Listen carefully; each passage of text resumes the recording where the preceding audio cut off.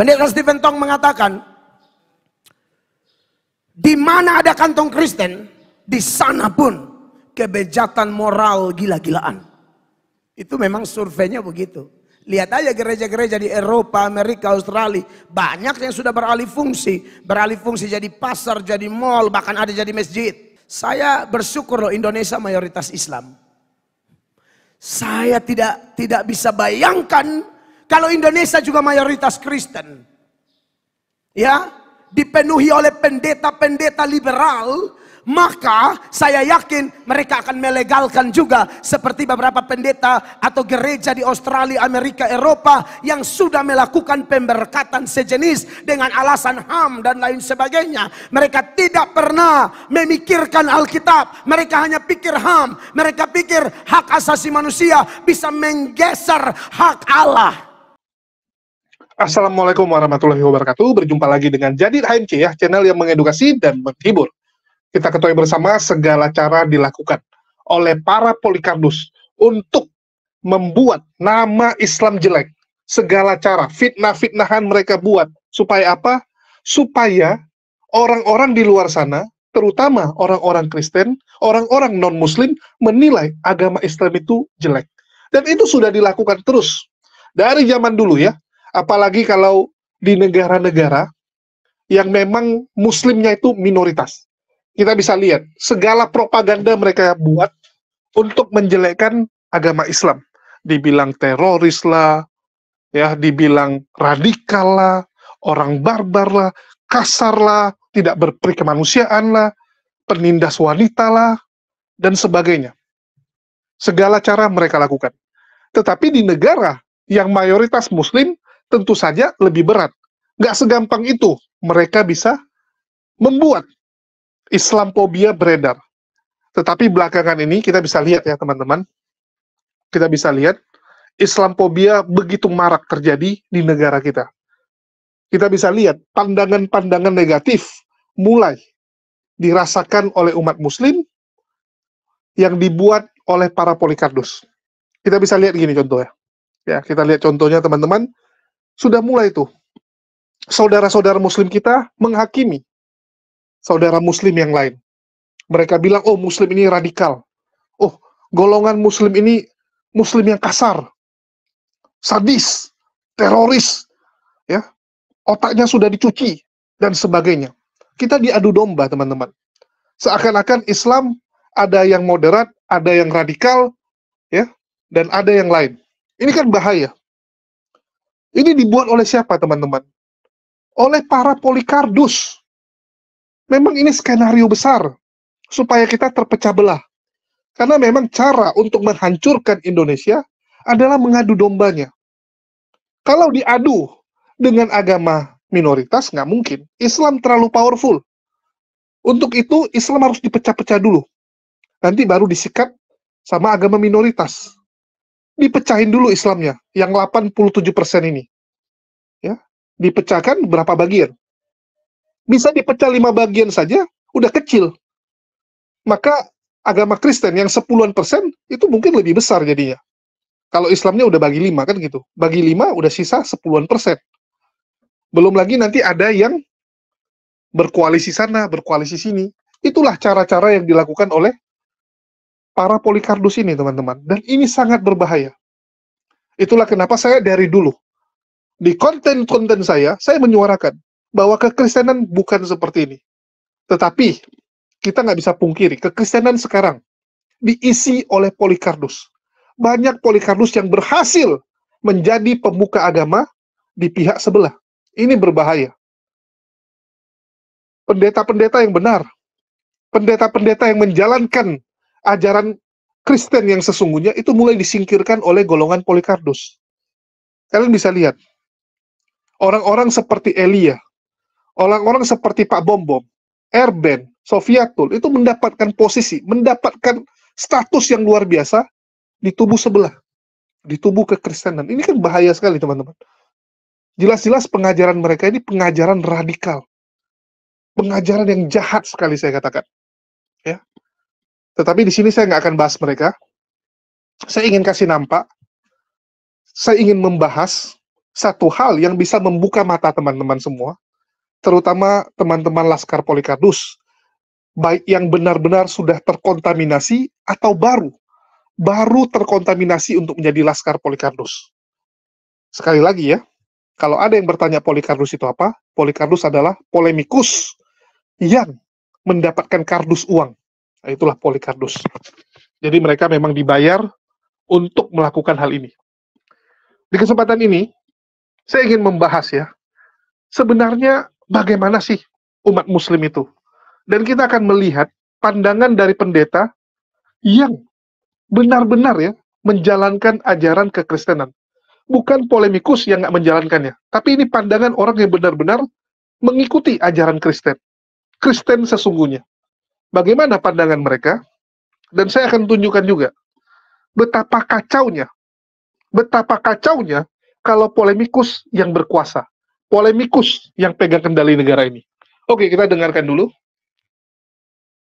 Bu, sebentar. Kamu dulu. lagi. Jangan pulang dulu, aku mau ada pertanyaan yang gak kalah pentingnya nih. Apa? Sebagai seorang pendeta, ada problem gak sih Bu hidup di tengah-tengah mayoritas teman-teman muslim? Kamu itu pertanyaannya nyenggol-nyenggol deh. Nanti aku jawab terus pada marah-marah. Gini loh, saya bersyukur, jujur saya bersyukur saya ada di tengah-tengah. Saya lahir sebagai di bumi pertiwi dan berada di tengah-tengah masyarakat muslim. Kenapa? Dalam hal ini saya beruntung bahwa di negara-negara besar yang mayoritasnya bukan muslim telah melegalkan pernikahan sejenis. Dalam perkara ini saya beruntung. Oke deh, terima kasih Bu. Pendeta Stephen Tong mengatakan, di mana ada kantong Kristen, di sana pun kebejatan moral gila-gilaan. Itu memang surveinya begitu. Lihat aja gereja-gereja di Eropa, Amerika, Australia. Banyak yang sudah beralih fungsi. Beralih fungsi jadi pasar, jadi mall, bahkan ada jadi masjid. Saya bersyukur loh Indonesia mayoritas Islam. Saya tidak bisa bayangkan kalau Indonesia juga mayoritas Kristen. Ya, dipenuhi oleh pendeta-pendeta liberal. Maka saya yakin mereka akan melegalkan juga seperti beberapa pendeta atau gereja di Australia, Amerika, Eropa yang sudah melakukan pemberkatan sejenis dengan alasan HAM dan lain sebagainya. Mereka tidak pernah memikirkan Alkitab, mereka hanya pikir HAM, mereka pikir hak asasi manusia bisa menggeser hak Allah. Jelas ya, pendeta-pendeta saja yang benar-benar pendeta real, pendeta yang menjalankan ajaran Kristen itu mengakui. Mereka bersyukur hidup di tengah masyarakat mayoritas muslim. Mereka bersyukur Indonesia mayoritasnya muslim, dipimpin oleh umat muslim. Kenapa? Lebih damai, lebih aman, lebih nyaman tinggal. Belum lagi ya, hanya Islam yang benar-benar keras dengan yang namanya lagi bete. Dan kita bisa lihat teman-teman, apa yang disampaikan oleh pendeta Mel Atok dan pendeta-pendeta lainnya tentang adanya pengajar-pengajar, pendeta-pendeta, evangelis-evangelis liberal yang memperbolehkan lagi bete. Dan itu begitu marak di luar. Satu persatu negara di luar itu sudah mulai melegalkan hal tersebut. Mulai dari lagi bete atau LGBT itu akan membuka dosa-dosa yang lain. Karena pintu dosa itu kalau sudah dibuka, maka itu akan membuka pintu-pintu dosa lainnya. Mulai dari satu, lagi bete. Besok entah apa lagi yang dilegalkan. Besok entah apa lagi yang diperbolehkan. Ini berbahaya sekali teman-teman. Berbahaya sekali. Dan kita bisa lihat ya, satu persatu negara-negara di dunia sudah mulai tuh. Contohnya, ya Jerman dulu nggak boleh, tiba-tiba udah boleh. Perancis, ya tiba-tiba boleh. Nah, nanti negara lain tuh, Kanada sudah boleh, Australia paling cepat. Satu persatu kalian bisa lihat, pertumbuhan negara-negara yang memperbolehkan lagi BT, itu terus bertumbuh. Nanti tiba-tiba kita dengar, oh negara ini udah boleh. Berapa lama kemudian, oh negara lain lagi, tambah lagi. Ini berbahaya sekali teman-teman. Ya, coba kita lihat dulu.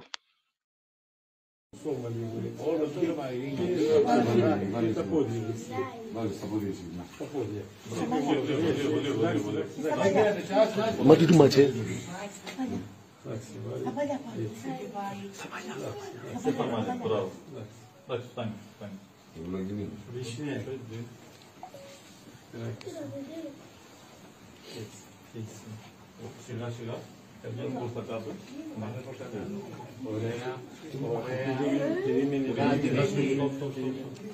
στο τελευταίο, κρατήσω από τις δύο γωνίες. Εδώ πέρα, εδώ. Πιάσω και από την άλλη γωνία. Στο κέντρο. Κατέβα σιγά σιγά. May the words of my mouth and the meditations of all our hearts be aligned with your love, O God, our strength, our power, our love, our joy. Amen. Please be seated.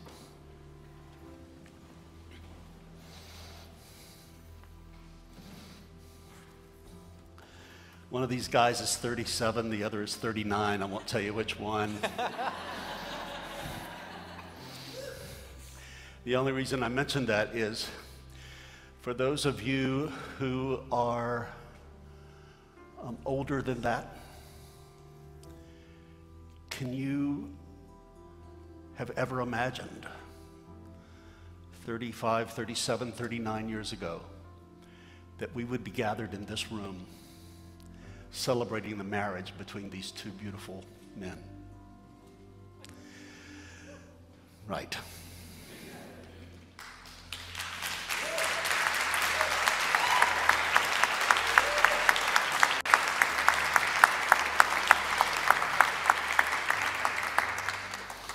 We're crying up here, you can cry there. You see, that's the power of love. When you stake your life on love and not on fear, it will get you to a moment like this that you could not have imagined. A moment that is brimming over with justice, that is brimming over with equality, that is brimming over with peace, that is brimming over with a new dream for the entire human family. At the center of what we celebrate here today is the love between these two men. But we are also celebrating on the deepest level the power that love can have to transform the entire world and make us a human family instead of a race of tribes. Now, I'll never forget this day, not only because of these two guys, and I'll tell you a little bit more about that in just a second, but because this is happening just 2 days after a crazed man full of hate and racism entered into a prayer meeting in a church and prayed for an hour and then massacred 9 people. And we are here not unrelated to that massacre, because what we're doing here today is we're saying no to racism or any form of bigotry or any form of violence. We're saying no to all that. That is not the true self of humanity. That is not that man's true self. Our true self is to do what we're doing this afternoon, is to say, wow, God, thank you. These two guys fell in love with one another. And who could ever have predicted somebody from Cajun, Louisiana, falling in love with somebody who is the child of the greatest Italian grocery store in the world,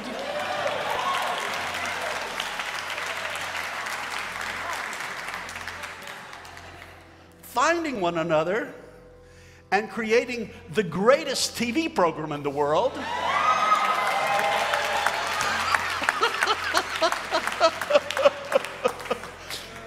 And asking a little old country redneck preacher like me to come and celebrate this wonderful moment. That's how wild and wonderful and creative love is. Now,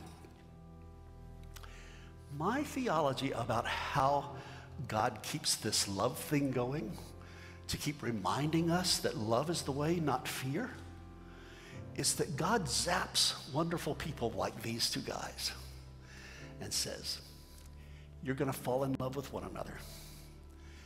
not just for yourselves. Oh yes, there's going to be lots of joy. And it is going to be for you and all the things that you create. But it's also going to be for everybody else. Because there are going to be times when some people in the world, in your orbit, in your environment, need to be reminded what love feels like. And so they need to come and touch the force field around you. And what they have said to this invitation from God is yes, we'll sign up for that. And so Sister Maya Angelou talks about love leaving its high throne and coming and touching them so that they can create more love and that it can brim over for the world.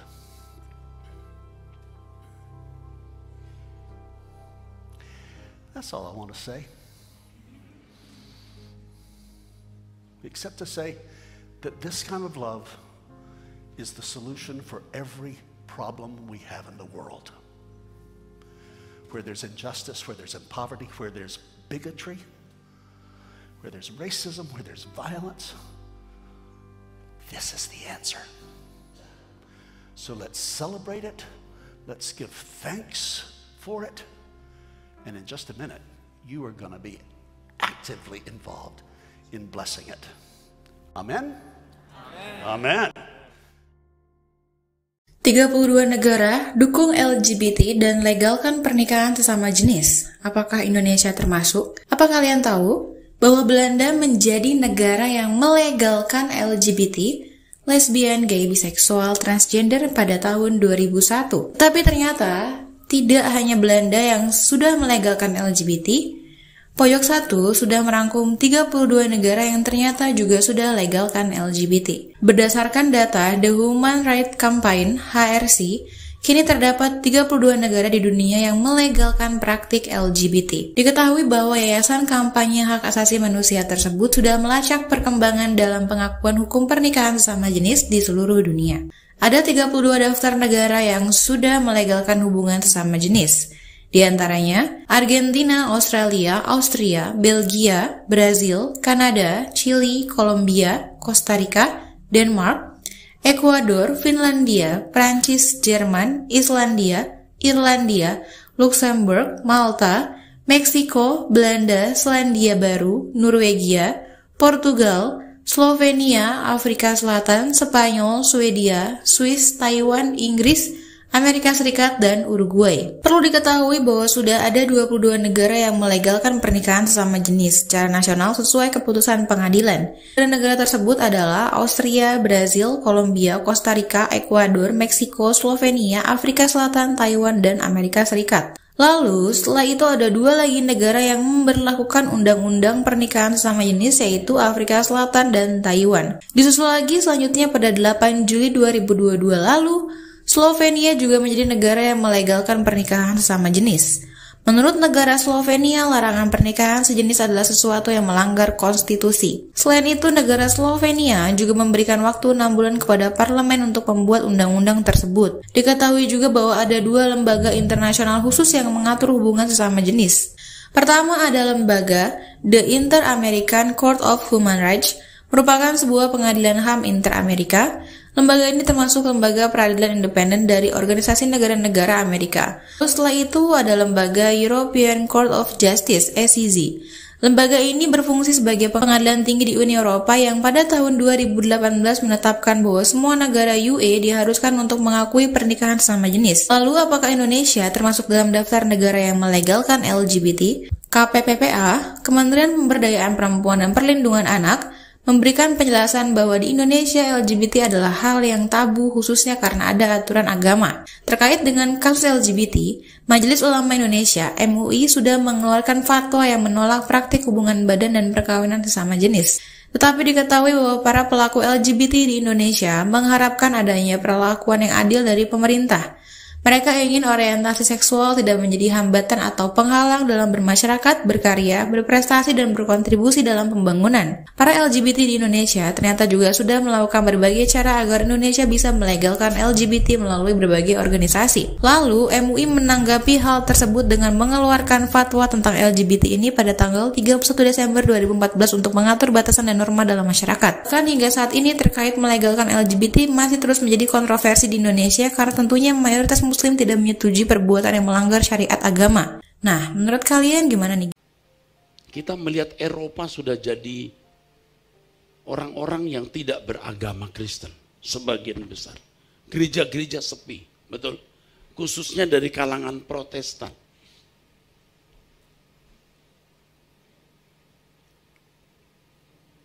Kita melihat kejahatan yang begitu luar biasa. Baru-baru ini di Eropa karena rasial, toko dibakar, mobil dibakar. Coba saudara. Di Amerika kejahatan juga bertambah. Di Australia kita saksikan waktu rasialisme kemarin, orang Tionghoa yang tidak tahu apa-apa dipukul, digebuk di pinggir jalan. Coba lihat orang-orang tidak bermoral. Mereka negara-negara Kristen. Tapi kekristenan tidak mengubah masyarakatnya. Mereka punya sekolah-sekolah tinggi teologi yang bagus. Tetapi sarjana, magister, doktor teologinya tidak memberkati dan tidak mengubah masyarakat. Ada yang salah. Menjijikkan sekali ya teman-teman. Menjijikkan sekali. Udah jelas-jelas itu dilarang dan itu dibenci oleh Allah. Dibenci oleh Tuhan ya. Dan kita tahu, di kekristenan pun sebenarnya ini nggak boleh. Sodom and Gomora itu dihancurkan. Gara-gara perbuatan ini. Ini perbuatan yang benar-benar dilaknat. Dibenci. Tapi entah kenapa, mereka merasa ini hal yang biasa. Hak asasi manusia. HAM. Kan dikit-dikit gitu. Dikit-dikit bahasnya apa? HAM. Nggak ada otaknya teman-teman. Nggak ada otaknya. Dan ini ya, kuat dugaan paham ini sudah mulai nih, menjangkit di kalangan pemuka agama, dan di pendebat pun kita sudah lihat ya, bagaimana Lina Wijaya menyampaikan bahwa Elia Miron, itu pendebat yang terkena HIV, karena perbuatan LGBT atau LGBT. Elia Miron. Laki tapi main sama laki, menurut Lina Wijaya. Artinya apa? Tentu saja Elia Miron akan menanamkan pengajaran itu kepada pendengarnya, kepada murid-muridnya. Kalian bisa bayangkan, kalau Elia Miron ini naik ke mimbar, punya murid yang banyak, jadi pendeta besar, berapa banyak orang-orang yang akan dia pengaruhi, akan dia ubah, untuk ikut jadi sejenis dengan dirinya. Ini belum lagi yang lain-lain ya, banyak juga pendebat-pendebat yang juga kelakuannya sama. Tapi mereka nggak seterkenal Elia Miron. Tetapi kita nggak tahu di masa depan. Ada beberapa nama pendebat yang disebut oleh Lina Wijaya, ya, yang dia kasih inisialnya, dan kita tahu orangnya siapa. Dia bilang masih kecil ya, dampaknya belum besar sekarang. Tapi kita nggak tahu di masa depan. Hari ini dia cuman kroco, cuman kecoa, besok jadi dinosaurus. Hari ini cuman ayam, besok jadi elang. Kita nggak tahu. Itulah kenapa saya bilang ini berbahaya. Apalagi Elia Miron sekarang sudah mulai mendapatkan simpati, mendapatkan murid yang banyak. Di masa depan, bisa jadi dia lebih banyak lagi muridnya. Dan ini berbahaya sekali, teman-teman. Dan kita bisa lihat upaya-upaya terus mereka lakukan. Kaum ini melakukan banyak sekali upaya. Jadi sebab bersyukurlah Indonesia dipimpin oleh Muslim, teman-teman. Alhamdulillah, 87% masyarakat Indonesia Islam. Dan Islam sangat tegas untuk melawan ini. Nggak ada kompromi, nggak ada bilang, oh hak asasi manusia, udahlah, cincai dikit, ya nego-nego dikit, nggak apa-apa. No! Islam beda dengan kekristenan. Kami tidak seperti itu. Mohon maaf, ini kita ngomong fakta ya, bahwa kekristenan memang berkompromi dengan hal beginian. Paus bahkan sudah mulai memperbolehkan yang sebelumnya Katolik paling keras untuk menentang hal ini, sekarang sudah mulai melunak dan memperbolehkannya. Lantaran apa? Lantaran Protestan boleh. Daripada umat Katolik terus pindah ke Protestan, yang lagi BT atau LGBT ini, pindah ke Protestan, ya sudahlah, dilegalkan juga. Ini kan bahaya sekali, teman-teman. Bahaya sekali. Silakan search bagaimana Paus sudah boleh ya orang-orang lagi BT itu sebagai Katolik.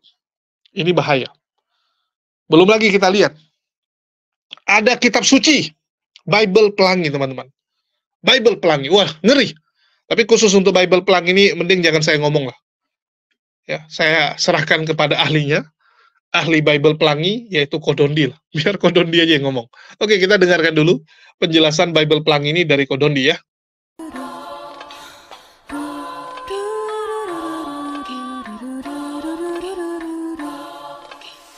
Bismillahirrahmanirrahim. Assalamualaikum warahmatullahi wabarakatuh. Alhamdulillahirrahmanirrahim. Puji dan syukur kita turun kehadirat Allah Subhanahu wa Ta'ala atas berkat rahmat, nikmat, sehat, iman, Islam, ihsan. Hari ini kita bisa ketemu lagi dengan Koh Dondi. Ya, bosen kayaknya. Koh Dondi lagi. Salawat serta salam kita tak lupa aturkan kepada junjungan kita Nabi besar Nabi Muhammad Sallallahu Alaihi Wasallam yang insya Allah kelak kita tunggu syafaatnya di yaumil akhir. Amin. Amin ya rabbal alamin. Alhamdulillah ketemu lagi dengan Koh Dondi, masya Allah di Jogja lagi. Kita nih yang belum ke Jakarta nih Koh. Belum bosan saya ke Jogja. Belum bosan, jangan bosan lah. Jangan bosan ya. Banyak mualaf di sini soalnya. Banyak mualaf. Artinya ada fenomena banyak yang menjadi mualaf di Jogja. Ya, masya Allah. Nih di sela-sela kesibukan Koh Dondi meluangkan waktu, sudah hampir jam 11 malam sebetulnya ini ya, dengan tim juga yang ada di balik layar, sedang persiapan ada kegiatan yang spesial besok ya Koh, insya Allah. Mudah-mudahan diberikan kelancaran. Nah, tadi sedikit informasi Koh Dondi bawa kitab yang kayaknya seru ya. Iya, dari covernya aja tuh kelihatan menarik gitu. Tapi saya nggak tahu isinya apa. Covernya menarik ya? Covernya menarik, warna-warni ya kan, warna-warni, eye-catching gitu. Nah ini kita coba tanya nih, coba kulik sedikit ke Koh Dondi sendiri. Kitab apa sih Koh ini yang sedang dibawa dan sampai bisa ikut ke Jogja nih kitabnya? Padahal berat nih, kayaknya PR juga bawanya. Satu koper penuh, kalau saya angkat retak kopernya. Saking beratnya. Saking beratnya. Ini salah satu bahan yang Koh Dondi. Cadangan. Topiknya sih bukan ini, tapi siapa tahu diperlukan. Gitu siapa tahu nyerempet gitu ya, udah siap gitu ya. Siap. Jadi ini kitab kan kalau kita ngeliat warnanya kan jadi inget lagu ya. Pelangi. Ya. Nah, jadi saya bawa salah satu Bible di sini. Kasih lihat dulu ya. Nah, kasih lihat. Ini ada tulisannya apa nih, Mbak? The Queen James Bible. Queen James Bible. Pernah ingat atau tahu ada Bible namanya King James Bible? Pernah tahu ya? Pernah. Yang bahasa Inggris ya? King James Bible itu diterbitkan di Inggris tahun 1611 oleh King James. Jadi King James yang menginisiasi menerjemahkan Bible ke dalam bahasa Inggris, makanya disebut King James Bible atau KJV, King James Version gitu. Ternyata menurut Bible ini King James itu adalah seorang bisex. Oh, oke. Ya. King James itu ternyata seorang bisex. Nah, oleh teman-teman bisexnya dia dipanggilnya Queen James gitu. Oh, jadi ini ya. Jadi Queen James Bible ini diambil dari julukannya King James yang dijuluki dengan Queen James. Karena dia bisex. Disebut dengan Queen James Bible. Jadi Bible ini isinya sama dengan yang King James Bible. Cuman ada perubahan beberapa kata gitu. Hanya beberapa kata dan di dalam beberapa ayat. Yang tujuannya apa? Kita baca nih. Ada keterangannya di sini. Oke, kita tunggu penjelasannya sebentar. Ya. Nah, pertama-tama ini kan Queen James Bible di sini tahun 2012 nih, Mbak. Ini ada table of contents. Ini apa, Mbak, tulisannya? A gay Bible. Oke, ini judulnya agak-agak shock ya saya bacanya. Berani ya? Iya. Jadi ini memang ditujukan untuk G. Untuk kalangan G. Kalangan G. Bible untuk G gitu ya. Baru 2012 ini. 2012. Nah, ini sorry kok, ini cetakan ini apakah diperjualbelikan secara bebas atau? Saya beli di Amazon.com. Oh. Berarti bebas dong? Bebas ya? Bebas. Oke. Kan menarik gitu loh, kalau dipajang di toko kan menarik ya, warnanya bagus gitu ya. Iya, warnanya bagus ya. Nah, ini ada catatan begini nih Mbak di sini. The Queen James Bible is based on the King James Bible ya. Jadi Queen James Bible ini berdasarkan King James Bible. Edited to prevent. Jadi dikoreksi atau diedit untuk mencegah homophobic misinterpretation. Jadi diedit untuk mencegah misinterpretasi tentang homofobik. Gitu, homofobik tahu lah ya. Nah, jadi nanti ada dijelaskan homoseksual di dalam Bible. Terus siapa Queen James? Nah, ini dijelaskan nih. Jadi nanti di sini nih, King James was a well-known bisexual. Gitu. Walaupun dia menikahi seorang wanita, tapi dia juga mempunyai banyak hubungan gay dengan orang-orang, sehingga dia terkenal dari teman-temannya itu disebut dengan Queen James, gitu ya. Julukan yang disematkan oleh teman-temannya. Ya, gitu. Jadi tujuannya Bible ini dibuat dengan mengoreksi beberapa kata di dalam beberapa ayat, tujuannya untuk menghindari atau mencegah misinterpretasi tentang homofobik, gitu ya. Jadi tahu kan tujuannya apa kan? Agak mind blowing. baru pertama lihat ya. Jadi kalau yang teman-teman Kristen di Indonesia yang tahunya cuman LAI, TB atau terjemahan baru, yang tahun ini sudah keluar TB2-nya, yang hanya familiar dengan Bible itu ya, kalau ngeliat ini mungkin kaget gitu. Ya. Nanti ada lagi Mbak Bible yang pasal-pasalnya itu bisa dikurang-kurangin untuk kelompok tertentu. Diedit lagi. Jadi pasal-pasalnya dikurang-kurangin supaya yang kelompok yang dituju atau ditarget untuk menerima Bible itu tidak membaca ayat-ayat yang dibuang itu dengan tujuan supaya patuh gitu. Ada Bible begitu. Menerima. Namanya The Negro Bible. Oke, beda lagi nih saudara-saudara. Beda lagi. Oke. Kalau Negro Bible diterbitkan kira-kira tahun 1840 sekian, saya lupa persisnya, di akhir abad ke-19, ditujukan kepada budak-budak kulit hitam di Amerika Latin yang memang menjadi semacam target untuk menjadi Kristen. Nanti mungkin yang di Afrika beda lagi gitu. Ya. Nah, yang saya bawa ke sini, ke ruangan ini ya kebetulan yang ini. Yang versi ini ya. Yang Negro Bible ada di koper. Ada lagi di koper. Iya, mohon maaf teman-teman, nggak bisa banyak-banyak. Nanti di demo kita. Nanti bakal banyak yang kejang-kejang dan ngamuk-ngamuk. Jadi saya nggak berani putar terlalu panjang. Kita bisa lihat, entah kenapa ya, agama ini kok jadi ikut manusia. Bukan manusia ikut Tuhan, saya bingung kadang-kadang. Bukankah yang benar itu, manusia tunduk kepada Tuhan. Allah suruh apa, ya udah kita kerjain. Dari zaman Adam sampai nanti akhir zaman. Tetap dilakukan. Nggak ada istilahnya, oh, ini kan sudah modern. Upgrade dong. Oh, cara ibadah gini udah ketinggalan. Harusnya pakai cara ibadah baru. Tai kucing sama yang gituan ya. Saya kadang bingung. Teman-teman sebelah, mohon maaf saya sampaikan. Mereka bilang apa? Oh, nggak apa-apa, reformasi. Ikuti zaman, ikuti perubahan. Saya ingat, salah satunya Erben ya. Itu waktu itu pernah saya permalukan habis-habisan, dan sampai sekarang masih dendam sekali. Masih sangat dendam sama saya. Gara-gara waktu itu dia bilang, Protestan melakukan reformasi, dan reformasi itu demi kebaikan. Mengikuti perkembangan zaman. Jadi saya bilang, kenapa nggak sekalian, patung Yesusnya, kalian kasih jas. Kalian kasih baju, supaya ngikut perkembangan zaman. Wah, ngamuk dia langsung ya. Ngamuk. Terus banyak hal lagi yang kita bahas mengenai reformasi. Saya katakan, Lucu sekali ya. Kalau agama itu harus mengikuti keinginan dari umatnya. Umatnya sekarang udah nggak suka kayak ginian. Suka dengan lagu-lagu yang lebih modern, lebih hidup, lebih rame, ya. Lebih ada bassnya. Oke, dibuat musik yang seperti itu, dibuat ibadah yang seperti itu. Ini kan konyol. Konyol sekali. Oh, sekarang ibadah ya harus ada coffee shop-nya. Harus ada tempat minum kopi. Nah, dibuat tempat seperti itu. Apa-apaan. Kalian bisa lihat ya, dari zaman dulu sampai zaman sekarang Islam konsisten. Nggak ada pakai sandal di masjid. Nggak boleh. Nggak ada bilang, oh, sekarang kan udah modern. Ya, nggak apa-apa dong pakai sandal.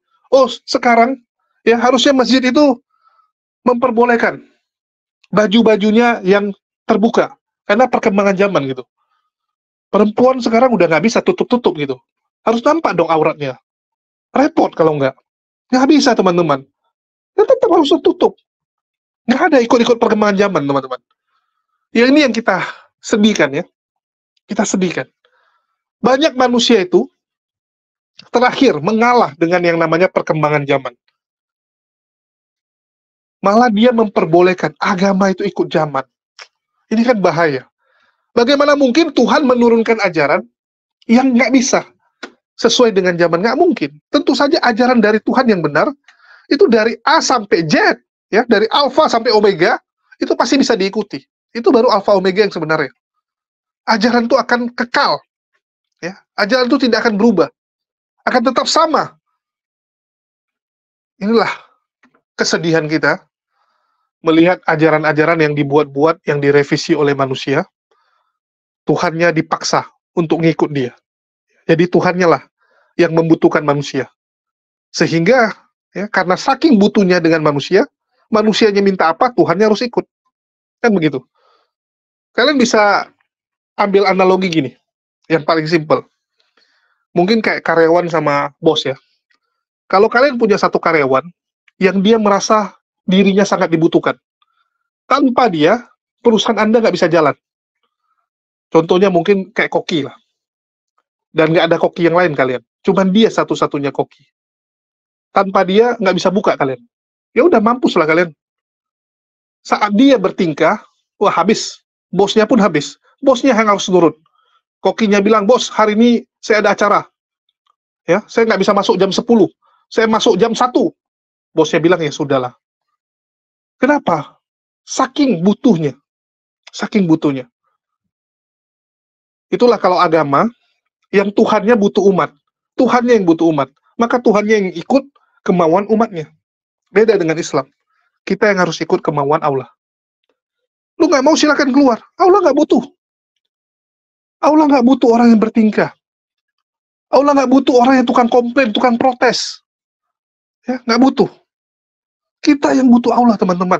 Jadi jangan sok-sok gaya lah. Wah, saya merajuk. Ya, saya nggak mau lagi lah. Ya, saya nggak mau lagi sholat. Saya nggak mau lagi jadi seorang muslim. Susah, nggak enak, ribet. Allahnya nggak bantu saya. Nggak kasih kekayaan. Ya sudah, silakan keluar.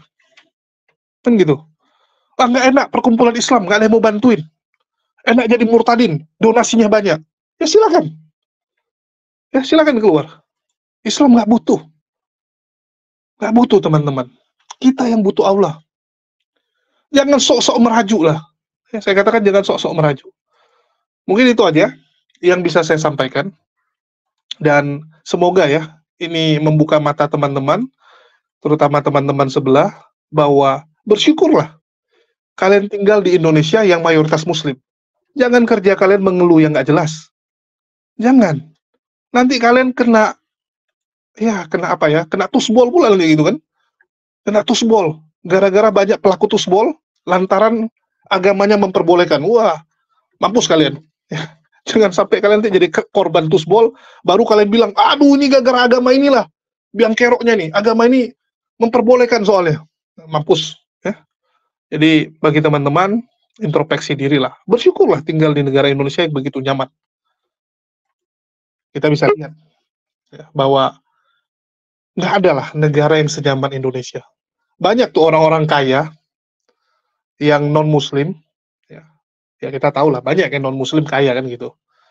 Mereka saja punya rumah di luar negeri, di Aussie, di Singapura, tapi mereka tetap jadi warga Indonesia. Kenapa? Lebih nyaman, mereka bilang. Nggak enak tinggal di luar. Nyuci-nyuci sendiri, ngurus-ngurus sendiri. Enak Indonesia, makanan beraneka ragam, murah, ya, alamnya bagus. Wah, udahlah. Bahkan dibilang apa? Indonesia ini adalah pecahan surga, serpihan surga yang jatuh. Jadi bersyukurlah teman-teman, ya.